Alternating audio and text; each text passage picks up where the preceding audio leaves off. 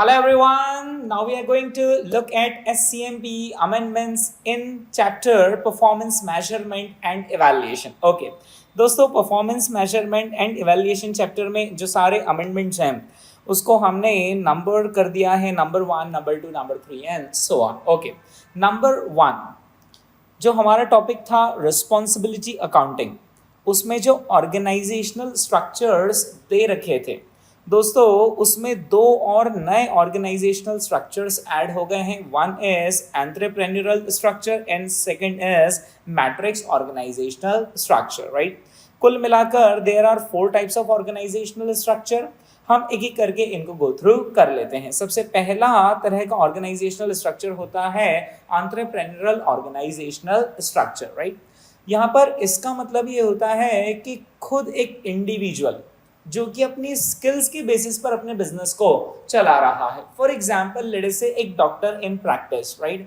तो एक डॉक्टर का जो क्लिनिक है वो भी एक तरीके से ऑर्गेनाइजेशन है. राइट. तो ऐसे ऑर्गेनाइजेशंस जहां पर जो ओनर होता है उसके पास कुछ स्पेशल स्किल्स होती है जिसकी वजह से वो बिजनेस चलाता है. राइट. तो such organisational structures are called as entrepreneurial organisational structure. Right. For example Alpha Academy. Right. तो इसका भी ऑर्गेनाइजेशनल स्ट्रक्चर कैसा माना जाएगा? Entrepreneurial organisational structure. Right. Okay. दोस्तों जब इस पर्टिकुलर ऑर्गेनाइजेशनल स्ट्रक्चर की बात की जाती है तो जो ओनर होता है वो ड्यूअल रोल प्ले करता है. वो एक ओनर का तो रोल प्ले करता ही करता है, जैसे कंपनी में शेयर होल्डर्स वो रोल प्ले करते हैं, साथ ही साथ वो मैनेजर का भी रोल प्ले करता है. राइट. ओके. फिर दोस्तों इसके बाद होते हैं फंक्शनल ऑर्गेनाइजेशनल स्ट्रक्चर और डिविजनल ऑर्गेनाइजेशनल स्ट्रक्चर. ये हमें पहले से ही पता है. फंक्शनल ऑर्गेनाइजेशनल स्ट्रक्चर का मतलब होता है कि ऑर्गेनाइजेशन को फंक्शंस में डिवाइड किया गया है. फॉर एग्जांपल परचेज फंक्शन हुआ, सेल फंक्शन हुआ, रिसर्च एंड डेवलपमेंट फंक्शन हुआ and so on. Right. Divisional organisational structure का मतलब होता है कि एक बड़ा ग्रुप है और वो काफ़ी सारे सेगमेंट्स में ऑपरेट कर रहा है. फॉर एग्जांपल रिलायंस इंडस्ट्रीज का एक डिवीजन हो जाएगा लेट अस से ऑयल एंड गैस डिवीजन, दूसरा हो जाएगा टेलीकॉम डिवीजन, या फिर तीसरा हो जाएगा रिटेल डिवीजन. राइट. तो ऐसे डिविजनल ऑर्गेनाइजेशनल स्ट्रक्चर को हम कहते हैं जहां पर कि ऑर्गेनाइजेशन को डिविजन्स में डिवाइड किया गया हो. राइट. ये वो दो स्ट्रक्चर्स थे जो कि ऑलरेडी हमारे सिलेबस में पहले से ही थे. So this are same as earlier. Now the fourth type of structure is matrix organisational structure. नाम से ही पता चलता है कि here we have a matrix. Right. तो यहाँ पर अगर आप एक मैट्रिक्स की नज़रों से सोचेंगे है ना, तो मैट्रिक्स में रोज भी होती हैं और कॉलम्स भी होते हैं. राइट. उसी तरीके से इस पर्टिकुलर ऑर्गेनाइजेशनल स्ट्रक्चर में मैनेजर्स यहाँ से भी देखते हैं अपने स्टाफ को और मैनेजर्स यहाँ से भी देखते हैं अपने स्टाफ को. राइट. अगर आप इस पर्टिकुलर डायग्राम को देखेंगे तो आपको चीज़ें क्लियर होंगी. ओके. दोस्तों एक कंपनी है जिसमें कुछ प्रोजेक्ट्स चल रहे हैं. Let us say here we have project A, we have project B and we have project C. Right. Think of Infosys. Infosys में काफ़ी सारे प्रोजेक्ट्स चल रहे हैं. राइट. हर प्रोजेक्ट का अपना एक प्रोजेक्ट मैनेजर होता है और प्रोजेक्ट को एग्जीक्यूट करने में अलग अलग टैलेंट का स्टाफ हमें लगता है. राइट. फॉर एग्जांपल वेबसाइट बनानी तो हमें उसमें डिज़ाइनर भी लगेगा, हमें उसमें कोडिंग का बंदा भी लगेगा, टेस्टिंग का बंदा भी लगेगा एंड सो ऑन. राइट. फिर हो सकता है कि वेबसाइट से रिलेटेड कुछ कमर्शियल डिस्कशन करना रहे तो हमें चार्टर्ड अकाउंटेंट की भी ज़रूरत होगी and so on. Right. Okay. तो क्या होता है कि पर्टिकुलर प्रोजेक्ट मैनेजर के पास कुछ स्टाफ होता है. राइट. और अब ये जो स्टाफ होते हैं इनके पास अलग अलग स्किल्स होती है. राइट. फॉर एग्जांपल एक स्टाफ फाइनेंस टीम से आया होगा, एक स्टाफ मैन्युफैक्चरिंग टीम से आया होगा, कुछ स्टाफ सेल्स टीम से आए होंगे. राइट. और ये सब मिलाकर एक पर्टिकुलर प्रोजेक्ट पर काम कर रहे हैं, that is project A. Okay. उसी तरीके से project B and project C. Right. अब ये जो पर्टिकुलर स्टाफ है. राइट. ये पर्टिकुलर स्टाफ अपने प्रोजेक्ट मैनेजर को तो रिपोर्ट करेगा ही करेगा है ना, लेकिन इस पर्टिकुलर स्टाफ को अपने डिविजनल सुपर हेड को भी रिस्पॉन्ड करना पड़ेगा. यानी कि जो इसका डिविजनल सुपरवाइजर है, for example vice president in finance हुआ, या फिर इस पर्टिकुलर स्टाफ का जो डिविजनल हेड हुआ यानी कि वीपी मैन्युफैक्चरिंग, या इस पर्टिकुलर स्टाफ का जो डिविजनल हेड हुआ वीपी सेल्स. राइट. तो एक पर्टिकुलर सेल्स का बंदा अपने सेल्स के मैनेजर को तो रिपोर्ट करेगा ही करेगा, साथ ही साथ उसको जिस प्रोजेक्ट में लगा रखा है उस पर्टिकुलर प्रोजेक्ट मैनेजर को भी रिपोर्ट करेगा। And hence such type of structures are called as matrix organisational structures, right. दोस्तों मैट्रिक्स ऑर्गेनाइजेशनल स्ट्रक्चर का एक बहुत बड़ा एडवांटेज ये है कि यहाँ पर क्योंकि अलग अलग डिविजन है, कोई सेल्स टीम से आया है, कोई मैन्युफैक्चरिंग से आया है, कोई फाइनेंस आया है, तो ये एक दूसरे को अपनी अपनी स्किल्स सिखा सकते हैं, जिससे कि एक कंप्लीट रिस्पॉन्सिबिलिटी, कंप्लीट प्रोजेक्ट का ओवरव्यू इन सभी स्टाफ को आने लगता है, right. So this is the advantage of matrix organisational structure. Okay, इसके बाद दोस्तों हम आते हैं अमेंडमेंट नंबर 2 पर। ये भी अगेन रिस्पॉन्सिबिलिटी अकाउंटिंग टॉपिक से अमेंडमेंट है। परफॉर्मेंस मैनेजमेंट सिस्टम नाम का एक छोटा सा नया टॉपिक आईसीआई ने ऐड कर दिया है। ये एक्चुअली आईसीआई ने थोड़ी सी रीस्ट्रक्चरिंग, रीऑर्गेनाइज किया है इस पर्टिकुलर चैप्टर को, है ना। तो यहाँ पर लिखा गया है कि अगर परफॉर्मेंस मैनेजमेंट सिस्टम, वापस से इन वर्ड्स को फील करें, परफॉर्मेंस मैनेजमेंट सिस्टम को अगर कोई ऑर्गेनाइजेशन इंप्लीमेंट करना चाहती है, यानी ऑर्गेनाइजेशन कहती है कि हमें हमारी परफॉर्मेंस को मैनेज करना है, कोई सिस्टम बताइए, राइट। तो इस सिस्टम को आखिर इंप्लीमेंट करने की स्टेप बाय स्टेप प्रोसेस क्या है, तो वो यहाँ पर दे रखी है। So there are how many steps? There are 4 steps, right. And this are pretty easy steps. सबसे पहले हम ऑर्गेनाइजेशन को कहेंगे कि हे ऑर्गेनाइजेशन, आपको सबसे पहले अपना ऑर्गेनाइजेशनल स्ट्रक्चर डिफाइन करना पड़ेगा। क्या आपका ऑर्गेनाइजेशनल स्ट्रक्चर एंटरप्रेन्योरल स्ट्रक्चर है, या फिर वो फंक्शनल स्ट्रक्चर है, या फिर वो डिविजनल स्ट्रक्चर है, या फिर वो मैट्रिक्स ऑर्गेनाइजेशनल स्ट्रक्चर है। So step number 1 is that you have to define your organisational structure, right. Then step number 2 is कि जो भी स्टाफ उस पर्टिकुलर स्ट्रक्चर में आ रहे होंगे, आपको उनको रिस्पॉन्सिबिलिटी असाइन करनी होगी, which means you have to define the responsibility centres, जिसमें से कुछ बनेंगे कॉस्ट सेंटर्स, कुछ बनेंगे रेवेन्यू सेंटर्स, कुछ बनेंगे investment centres and so on, right. फिर हमने ऑर्गेनाइजेशनल स्ट्रक्चर डिफाइन कर दिया, फिर हमने रिस्पॉन्सिबिलिटीज डिफाइन कर दी। हाँ, now the third thing is कि अब आपको उन लोगों की परफॉर्मेंस को मेजर करने के लिए कुछ की परफॉर्मेंस इंडिकेटर्स आइडेंटिफाई करने पड़ेंगे। फॉर एग्जांपल सेल्स टीम की हम परफॉर्मेंस इन पैरामीटर्स पर मेजर करेंगे, मैन्युफैक्चरिंग टीम की हम परफॉर्मेंस इन पैरामीटर्स पर मेजर करेंगे। इन्हें हम कहते हैं की परफॉर्मेंस इंडिकेटर्स, राइट। और सिर्फ की परफॉर्मेंस इंडिकेटर ही उनको कम्युनिकेट नहीं करना है, उनको ये तो पता नहीं कि हम आपकी परफॉर्मेंस कैसे मेजर करेंगे, साथ ही साथ हमें उन्हें टारगेट्स भी देने होंगे, right. Then fourth step and the last step is कि आपको उनकी एक्चुअल परफॉर्मेंस को मेजर करना पड़ेगा, उसे कंपेयर करना पड़ेगा अगेंस्ट द टारगेट, और जो भी डिफरेंस होगा उसके रीजंस को आइडेंटिफाई करके आपको करेक्टिव एक्शंस लेनी होंगी, राइट। तो दोस्तों परफॉर्मेंस मैनेजमेंट सिस्टम को इंप्लीमेंट करने के लिए हमें 4 स्टेप्स करनी होती है। कौन कौन सी हैं वो 4 steps? Firstly we have to determine the organisational structure, okay. फिर उसके बाद नेक्स्ट इज कि हमें रिस्पॉन्सिबिलिटी सेंटर्स आइडेंटिफाई करने होते हैं। फिर उसके बाद हमें परफॉर्मेंस मेजर्स वहाँ पर लगाने होते हैं, और उन परफॉर्मेंस मेजर्स को के लिए हमें टारगेट देने होते हैं, और फिर उसके बाद हमें रिव्यू करनी होती है performance, and then we have to take the corrective actions, right. Okay दोस्तों, ये हमने देखा परफॉर्मेंस मैनेजमेंट सिस्टम को इम्प्लीमेंट करने की स्टेप बाय स्टेप प्रोसेस, है ना। आईसीआई ने एक केस स्टडी दी है, और उस केस स्टडी के अंदर उन्होंने फर्स्ट पॉइंट ये पूछ लिया है कि organisation performance management system implement करना चाहती है, बताइए मिस्टर सी आखिर क्या क्या उन्हें करना पड़ेगा। सो this is the step by step process, okay. Now let us come on to amendment number 3. दोस्तों शेयर होल्डर वैल्यू एडेड नाम का टॉपिक था, जो कि प्योर फाइनेंशियल मेजर्स के अंदर आता था। प्योर फाइनेंशियल मेजर्स के अंदर एक तो रिटर्न ऑन इन्वेस्टमेंट आता था, दूसरा रेसिडियल इनकम आता था, तीसरा इकोनॉमिक वैल्यू एडेड आता था, और चौथा शेयर होल्डर वैल्यू एडेड था। वो अब आईसीआई ने अपने स्टडी मटेरियल से रिमूव कर दिया है, ओके। इसके बाद है अमेंडमेंट नंबर 4। आईसीआई ने अपने केस स्टडी डाइजेस्ट जो कि मार्च 2021 में इशू किया था, उसमें एक स्किल असेसमेंट बेस्ड क्वेश्चन दिया है, जो कि आईसीआई की केस स्टडी डाइजेस्ट में आपको क्वेश्चन नंबर 9 पे मिलेगा, राइट। अगर आप हमारा अल्फा एकेडमी वाला केस स्टडी डाइजेस्ट देखेंगे तो वो आपको पेज नंबर 104 पर ये वाला क्वेश्चन मिलेगा, राइट। ये particular question mother company limited वाला क्वेश्चन ऑर्गेनाइजेशनल स्ट्रक्चर से रिलेटेड है, राइट। तो इसका वीडियो आपको नीचे प्लेलिस्ट में अमेंड 4 के नाम से मिल जाएगा, आप उस वीडियो को वॉच कर लेंगे, पर्टिकुलर क्वेश्चन आपका कवर हो जाएगा, ओके। अब इसके बाद हम आते हैं अमेंडमेंट नंबर 5 पर। ओके, मॉक टेस्ट पेपर अक्टूबर 2019 में एक एलएनजी लिमिटेड वाला क्वेश्चन प्रिंट हुआ था। काफ़ी सिंपल सा क्वेश्चन है, राइट। तो इसको हमने अमेंड 5 नाम के वीडियो में, जो कि नीचे प्लेलिस्ट में आपको मिल जाएगा, उसमें कवर किया है। ओके, ये एक कॉम्प्रहेंसिव क्वेश्चन है जिसमें आरओआई की भी बात हुई है, फिर उसके बाद रेसिडियल इनकम की भी बात हुई है, फिर उसके बाद ये रेसिडियल इनकम की भी बात हुई है। तो ये फाइनेंशियल मेजर्स को कवर करता हुआ क्वेश्चन है। ओके, फिर अमेंडमेंट नंबर 6। तो आईसीआई ने इस परफॉर्मेंस मेजरमेंट चैप्टर के अंदर ना थ्योरी को रीऑर्गेनाइज किया, रीस्ट्रक्चर किया है। तो उन्होंने एक पर्टिकुलर टॉपिक डाल दिया है, नॉन फाइनेंशियल परफॉर्मेंस मेजर्स।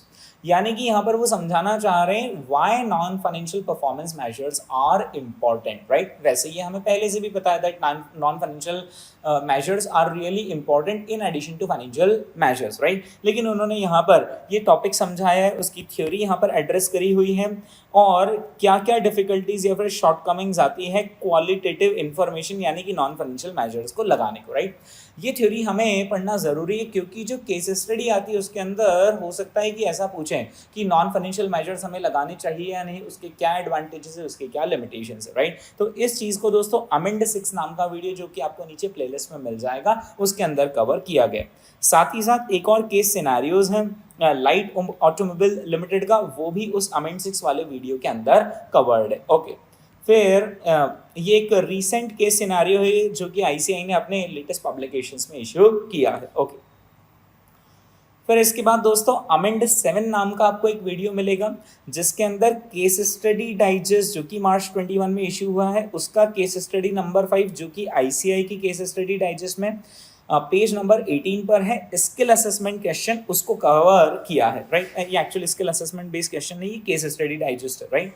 उसमें नॉन फाइनेंशियल परफॉर्मेंस इंडिकेटर्स से रिलेटेड एक केस स्टडी है, मार्कस नियो फैशन लिमिटेड। अगर आप अपनी किताब में देखेंगे अल्फा एकेडमी के केस स्टडी डाइजेस्ट में, तो आपको पेज नंबर 123 पर वो मिल जाएगी। उसको अमेंड 7 नाम की वीडियो में कवर किया है, ओके, नीचे प्लेलिस्ट में। फिर इसके बाद अमेंड 8 नाम का आपको एक और वीडियो मिलेगा, जिसमें financial and non financial measures, यानी अब जो नीचे आने वाले सभी क्वेश्चन है उसके अंदर financial as well as non financial दोनों तरह के मेजर्स लगाने की बात होंगी, राइट। लेकिन जो नॉन फाइनेंशियल मेजर्स लगाए जाएंगे ना, वो कोई टेक्निक नहीं होगी, जैसे ट्रिपल बॉटम लाइन या बैलेंस स्कोर कार्ड, ऐसी कोई टेक्निक नहीं होगी। General non financial measures in question में लगाए जा रहे हैं, राइट। तो ये आरटीपी मई 2020 में प्रिंट हुआ था क्वेश्चन, ये कवर किया गया है अमेंड 8 नाम की वीडियो में। ओके, फिर इसके बाद अमेंड 8 नाम के वीडियो में ही आरटीपी नवंबर 2020 का एन अपैरल मैन्युफैक्चरिंग वाला क्वेश्चन भी दोस्तों कवर किया गया है। फिर उसके बाद उसी अमेंड 8 नाम के वीडियो में एक क्वेश्चन जो कि केस स्टडी डाइजेस्ट में प्रिंटेड है, case scenario Kristen LLP sells wide range, वो भी अमेंड 8 नाम की वीडियो में कवर्ड है। और एक और केस सिनेरियो नंबर 34 जो कि हमारे अल्फा एकेडमी के केस स्टडी डाइजेस्ट में पेज नंबर 109 पर मिलेगा, उसका नाम है star tiles production limited, ICI के केस स्टडी डाइजेस्ट से लिया गया है। यह वाला केस सिनेरियो भी अमेंड 8 नाम की वीडियो में मिलेगा। ओके, फिर इसके बाद हम आते हैं अमेंड 11। ओके दोस्तों, HAL इज ए मैन्युफैक्चरर वाला एक क्वेश्चन है, ये कोई अमेंडमेंट नहीं है। ये जो केस स्टडी है ये ऑलरेडी आपके नोट्स में पहले से ही थी, जो हमारी केस स्टडी की बुकलेट थी उसके अंदर, राइट।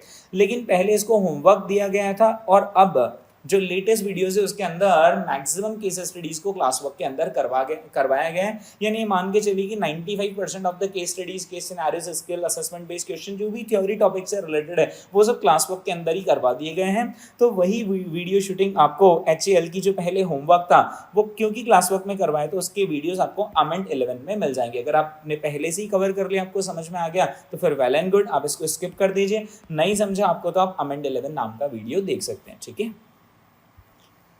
फिर इसके बाद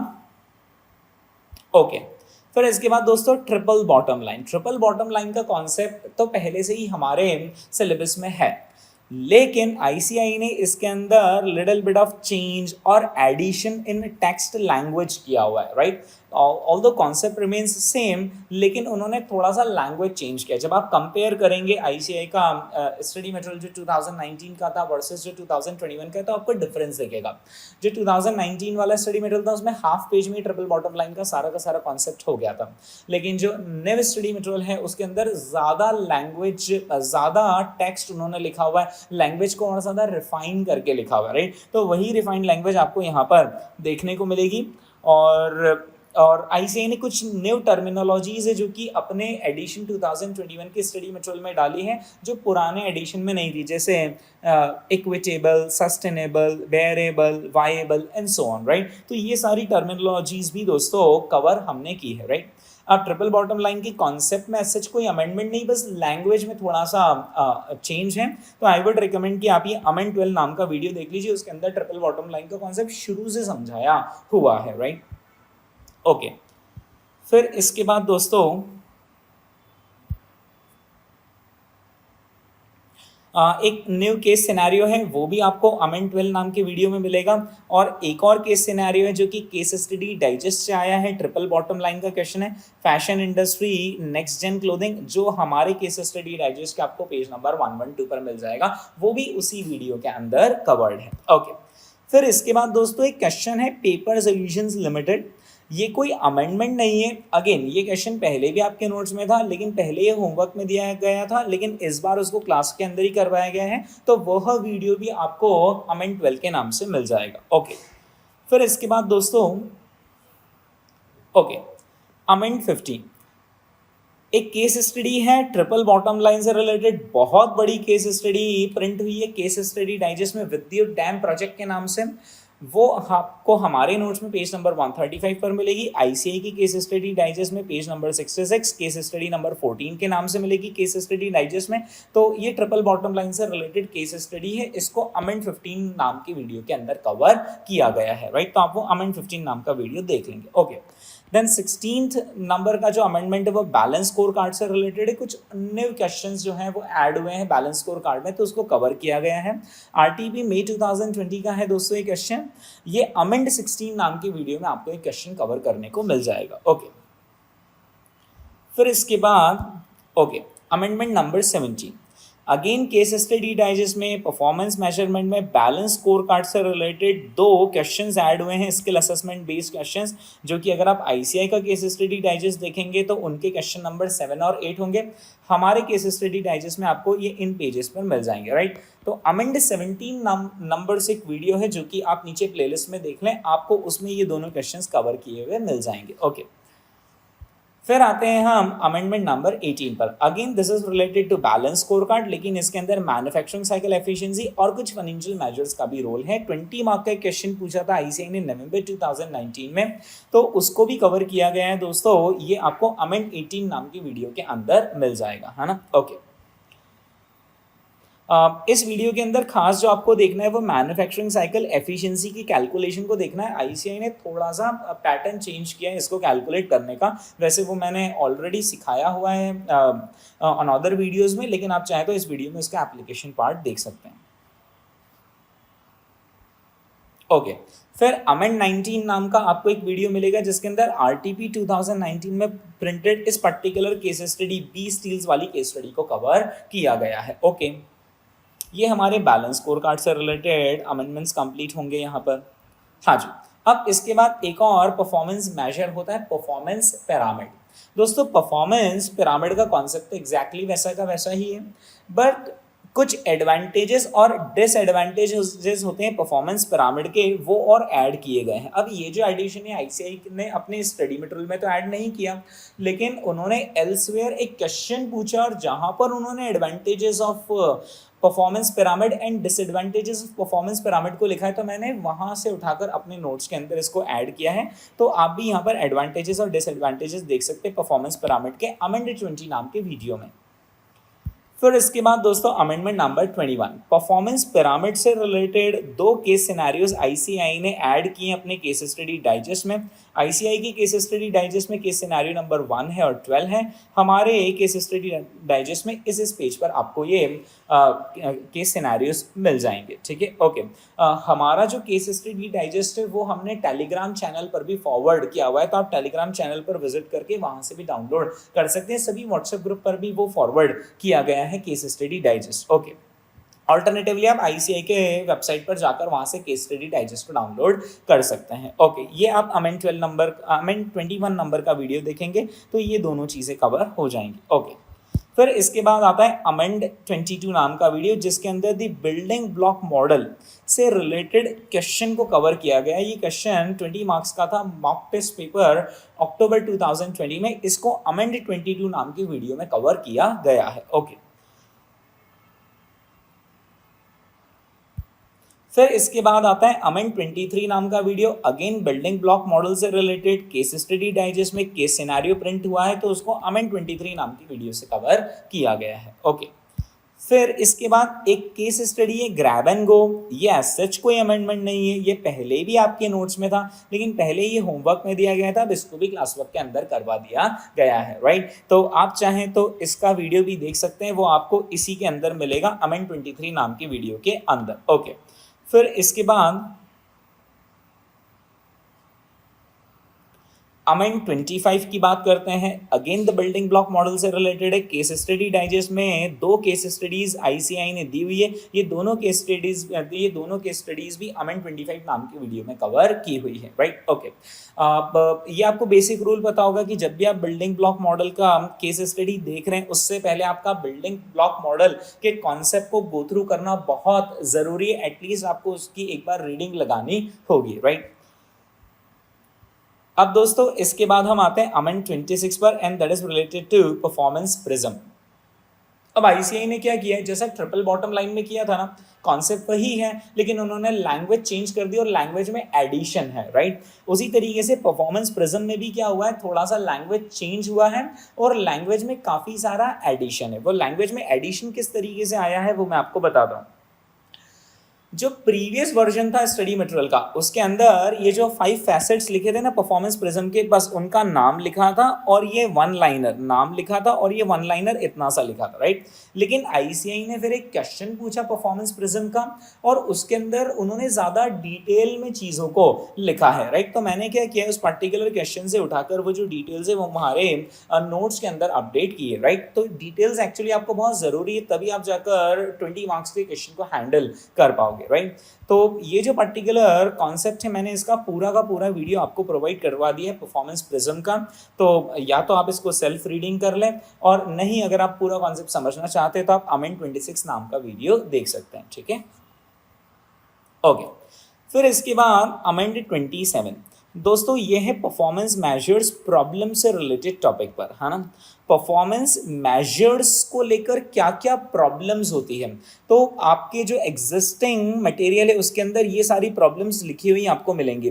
जैसे टनल विजन यानी सिर्फ एक पर्टिकुलर गोल पर फोकस करना और उसके जो दूसरे गोल्स हैं जो कि आसपास हैं उनको इग्नोर करना। या फिर सब ऑप्टिमाइजेशन का मतलब होता है कि अपने पर्सनल गोल्स को प्रायोरिटी देना और ऑर्गेनाइजेशनल गोल्स को सब ऑप्टिमाइज लेवल पर रखना, राइट। तो ये सारी प्रॉब्लम्स तो होती ही होती परफॉर्मेंस मेजर्स के साथ। आईसीआई ने अपने स्टडी मटेरियल में 2 और प्रॉब्लम्स ऐड कर दी है, right. One is irrelevance and another is gaming. Irrelevance का मतलब होता है कि हम किसी की परफॉर्मेंस मेजर कर रहे हैं, लेकिन वो परफॉर्मेंस मेजरमेंट उसकी परफॉर्मेंस मेजर करने के लिए रेलेवेंट नहीं है। मतलब उससे, उस परफॉर्मेंस मेजर से इस पर्टिकुलर व्यक्ति की परफॉर्मेंस करेक्ट ढंग से मेजर नहीं होगी। फॉर एग्जाम्पल, लेट्स से कि एक होटल है और होटल में एक शेफ़ है और हम शेफ़ की परफॉर्मेंस मेजर कर रहे हैं बेस्ड ऑन सेल्स रेवेन्यू, कि शेफ़ जितनी अच्छी डिश बनाएगा उतना ज़्यादा खाना लोगों को पसंद आएगा, उतना ज़्यादा वो वापस आएंगे, लोगों को लाएंगे और रेवेन्यू हमारा बढ़ेगा।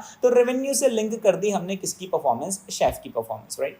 अब यहाँ पर ज़रूरी नहीं है कि शेफ़ की परफॉर्मेंस रेवेन्यू से करेक्टली मेजर की जा सके, क्योंकि फॉर एग्जांपल हो सकता है कि हमारा खाने की फूड की क्वालिटी तो काफ़ी अच्छा हो, प्रिपरेशन काफ़ी अच्छा हो, लेकिन फूड सर्विस में हम लेट अस से काफ़ी स्लो हो, राइट। फूड सर्विस में लोगों को उतना हॉस्पिटेबल फील नहीं आता, तो देखा जाए तो अब जो मेजर हो गया वो कैसा हो गया, इररेलेवेंट हो गया, राइट।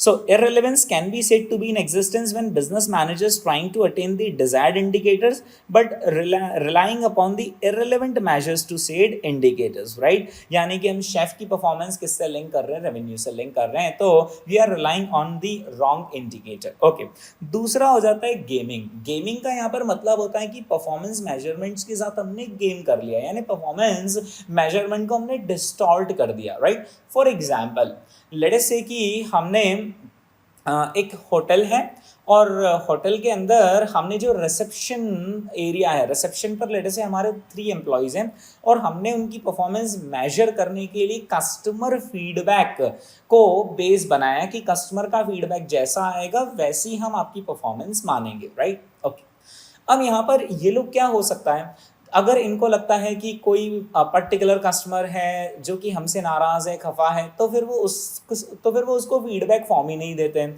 यानी कि वो कस्टमर रेटिंग ही नहीं दे पाता है। और जिन कस्टमर्स को लेकर इनको लगता है कि हाँ this customer is happy about our services, तो फिर वो उसको फीडबैक फॉर्म ले जाकर दे देते हैं, right. So they are distorting the performance measurement, right. So gaming is basically a deliberate attempt to distort the measures to be in an advantageous position, right? It includes the altering of variable to influence the measured performance. Okay, तो ये दो और problems होती है performance major के साथ, इन addition to ये जो प्रॉब्लम्स लिखी हुई जो आपके नोट्स पे ऑलरेडी है। ओके, अब हम आते हैं अमेंड 28 पर, है ना दोस्तों। ये है बेंचमार्किंग स्कीम से रिलेटेड, और जो प्रोसेस ऑफ बेंचमार्किंग नाम का टॉपिक है वो तो पुराना है, लेकिन उसका जो कंटेंट है वो आईसीएआई ने रीऑर्गेनाइज कर दिया है ना। तो प्रोसेस ऑफ बेंचमार्किंग का पूरा कंटेंट रीऑर्गेनाइज हो गया है, वो आपको अमेंड 28 नाम की वीडियो में देखने को मिल जाएगा। ओके, अब इसके बाद ओके, अब performance measurement in the not for profit sector, यह अगेन ये जो टॉपिक है पुराना है, लेकिन इसकी लैंग्वेज में कहीं पर चेंजेस हैं या एडिशन है। फॉर एग्जांपल यहाँ पर उन्होंने ये कुछ की कैरेक्टरिस्टिक्स नाम से चीज़ डाली है, फिर उसके बाद यहाँ पर ये जो की चैलेंजेस है, अगर आप स्टडी मटेरियल एडिशन 2019 में देखेंगे तो आपको की चैलेंजेस तो 4 की चैलेंजेस दिखेंगे, लेकिन उसमें कुछ नाम आपको यहाँ पर बदले हुए दिखेंगे, जो कि अर्लियर स्टडी मटेरियल 2019 में अलग नाम थे और 2021 में अलग नाम है, राइट। एडिशन 2021 में यह नाम है ना। साथ ही साथ इन सारे की चैलेंजेस को कैसे फेस करना, वो तरीके भी नए वाले स्टडी मटेरियल में ऐड किए, पुराने वाले स्टडी मटेरियल में नहीं थे। जैसे कि उन्होंने ये वे आउट लिखा हुआ है, right, that how to deal with this particular difficulty, है ना। तो अब क्योंकि इसमें ना बीच में चेंजेस थे और थोड़े चेंजेस थे, right. So what I did is कि मैंने इसका कंप्लीट वीडियो आपको अमेंड 29 नाम की वीडियो से प्रोवाइड किया गया है, राइट। अब आपकी इच्छा हो तो आप वीडियो देखकर कवर कीजिए, आपकी इच्छा हो तो आप सिर्फ ये टेक्स्ट पढ़ लेंगे तो भी आपका काम हो जाएगा, right.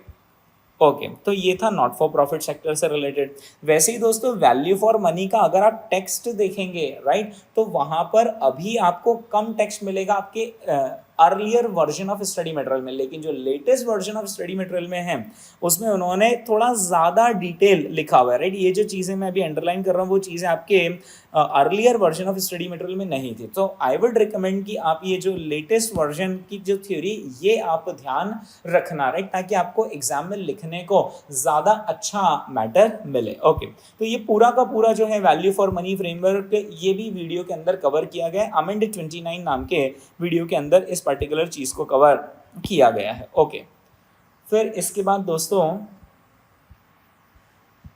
Okay, mock test paper अक्टूबर 2020 में क्वेश्चन प्रिंट हुआ था, उसको अमेंड 30 नाम के वीडियो के अंदर कवर किया गया है। बहुत ही सिंपल सा क्वेश्चन है, आप चाहें तो उसको सेल्फ भी कर सकते हैं।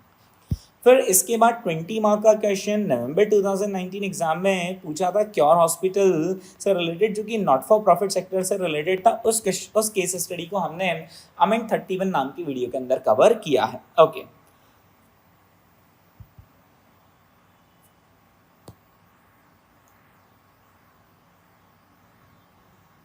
फिर इसके बाद the town of Silver Cents नाम की केस स्टडी है। ये कोई अमेंडमेंट नहीं है, पहले भी आपके नोट्स के अंदर थी, लेकिन पहले हमने इसको होमवर्क दिया था, अब हमने इसको भी क्लास के अंदर कवर कर लिया। तो ये नॉट फॉर प्रॉफिट सेक्टर से रिलेटेड केस स्टडी, इसको आपको अमेंड 32 वीडियो के अंदर कवर करने को मिल जाएगी। ओके तो दोस्तों यही थे सारे के सारे amendments performance measurement and evaluation chapter से रिलेटेड। अब नीचे प्लेलिस्ट दी, वहां पर सीक्वेंस में सारे अमेंडमेंट्स चले हुए। आई वुड रिक्वेस्ट यू कि आप सारे के सारे अमेंडमेंट्स को गो थ्रू कर ले। Okay, thank you.